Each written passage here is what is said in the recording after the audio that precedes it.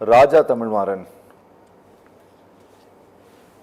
ரொம்ப எளிமையாக நாடே பேசக்கூடிய வகையில் ஒரு விஷயம் விவாதமாக மாறி இருக்கும் பொழுது மத்திய ஏஜென்சிகளை இடி, ஐடி, சிபிஐ இதை வைத்து மலிவாக பயன்படுத்துகிறாங்க, மிரட்டுறாங்க, இதை வச்சு தான் பயமுறுத்துகிறாங்க,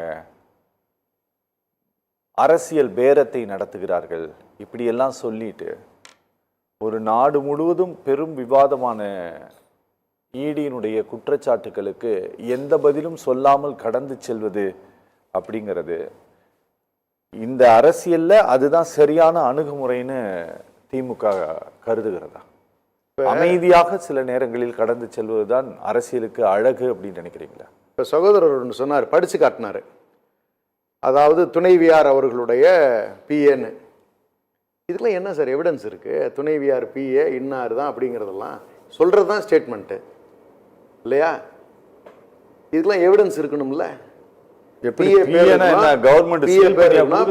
இருக்கணும், முதல்ல பிஏ இருக்காங்களாங்கிறது தெரியணும். துணைவியாருக்கெல்லாம் பிஏ இருக்காங்களான்னு எனக்கு ஆச்சரியமா இருக்கு.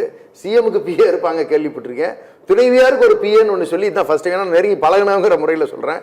அம்மையார் வீட்டில் அவங்க பாட்டுக்கு அவங்க வேலையை பார்த்துக்கிட்டு இருக்கிறவங்க, அவங்களுக்கு ஒரு பிஏன்னு ஒரு கட்டுக்கதையை உருவாக்கி அதையும் நம்ப வைக்கிற மாதிரி அண்ணா பேசுறாரு பாருங்க சகோதரர்.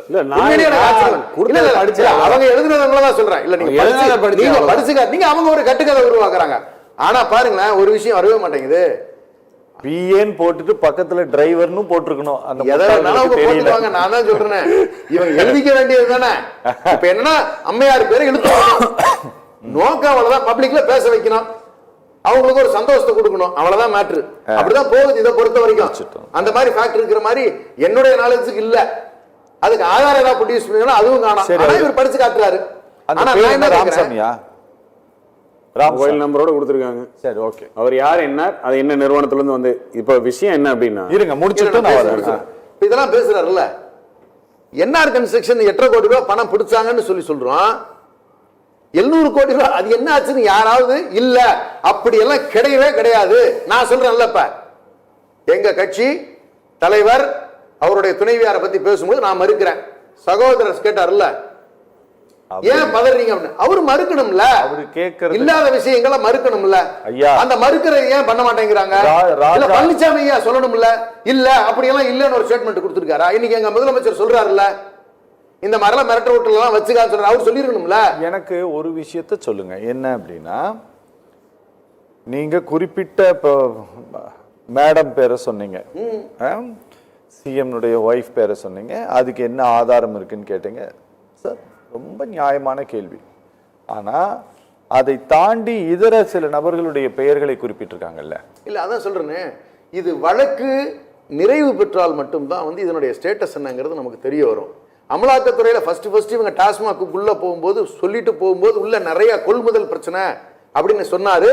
ஆனா கடைசியா ஹைகோர்ட்ல என்ன ஃபைல் பண்றாங்கன்னா, 42 பேர் வேற வழக்க ஏடிஎம்கே பீரியட்ல போட்ட 34 அப்படி போடுறாங்க. இன்னும் இது ஃபைலிங் வரைக்கும் போகும்போது இன்னும் பணமெல்லாம் கைப்பற்றப்பட்டுச்சா? இவ்வளவு தொகை சொல்றாங்கல்ல, இத்தனை 1000 கோடியில இப்ப நான் சொல்றேன் 8.5 கோடி பிடிச்சாங்கன்னு சொல்றேன்.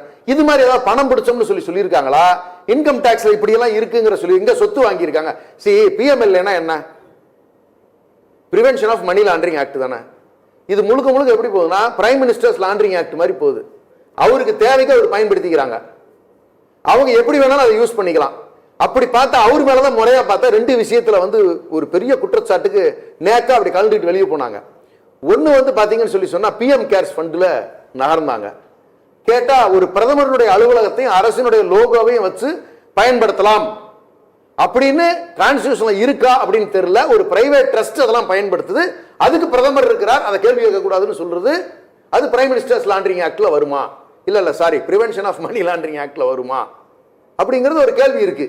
அதை இல்ல கேட்க கூடாதுன்னு சொல்றாங்க. அடுத்து நமோ ஆப், ஒரு கட்சி பணம் வசூல் பண்ணுது, அரசினுடைய திட்டங்களை சொல்லி வசூல் பண்ணுது. கிசான் சேவா, பேட்டி பச்சாவ், இப்படிப்பட்ட திட்டங்கள், ஸ்வச் பாரத், இதுக்கெல்லாம் சேர்ந்து ஒரு கட்சி நிதி வாங்க முடியுமா? அப்ப இது ஊழல் ஆகாதா? இது மணி லாண்டரிங் ஆக்ட்ல வராதா? ஒரு கட்சியை மணி லாண்டரிங் ஆக்ட்ல இன்வால்வ் ஆகுதுங்கிறது உங்களுக்கு தெரியாதா? அப்ப இதெல்லாம் யார் சார் நடவடிக்கை எடுக்க போறா? அப்ப இது மேல வந்து நடவடிக்கை எடுத்திருக்கணும்ல என்ஃபோர்ஸ்மெண்ட் டைரக்டரேட். பிரதமர் அலுவலகத்தில் ஒருவேளை பிரதமருக்கு தெரியாம நடந்திருந்தா அந்த அலுவலகத்தில் இருக்கிற அதிகாரிகள் மேலாவது நடவடிக்கை எடுத்திருக்கணும்ல. நீங்க உங்களுக்கு வந்து ஒரு மோட்டிவ் அஜெண்டா இருக்கு.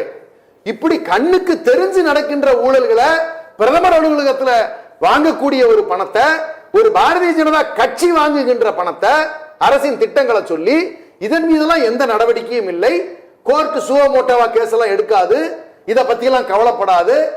ஆனா இந்த டைரக்டர் எதை பத்தி கவலைப்படும்னா, ஒரு அமைச்சர், ஏன்னா தமிழ்நாட்டினுடைய வளர்ச்சியை பத்தி குறை சொல்ல முடியுமா? முடியாது.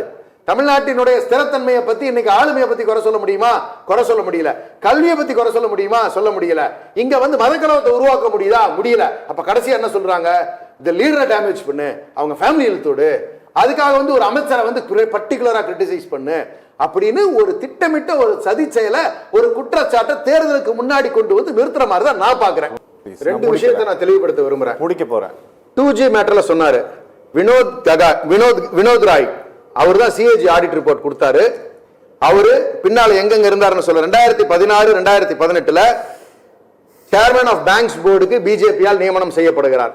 அவருடைய பின்புலம் என்ன? அவர் 2008 இருந்து 2013 வரைக்கும் காங்கிரஸ்ல இருக்கும் பொழுதே பாரதிய ஜனதாவினுடைய கைக்கூலியாக வேலை பார்த்து இதற்கான வேலைகள் பார்த்தது அவர்தான்.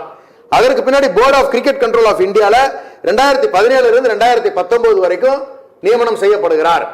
அப்ப பிஜேபியோட எந்த அளவுக்கு நெருங்கிய தொடர்பு வச்சிருந்தவர் தான் இந்த சிஏஜி ஆடிட் ரிப்போர்ட்டை கொடுத்தார். ஏன் இதை நான் சொல்ல வரேன்னா, அந்த ஆடிட் ரிப்போர்ட் கொடுத்தது அவர் சரின்னு ஒருவேளை வாதமிட்டு கொண்டிருந்தால், இப்ப நான் ஒன்னு கேட்கிறேன், இப்ப பாரத் மாலா திட்டத்துல 18 கோடி ரூபாய்க்கு per கிலோமீட்டர் போட்டதை 250 கோடி ரூபாய்னு நார்த்ல யூபியில கணக்கு எழுதியிருக்காங்க.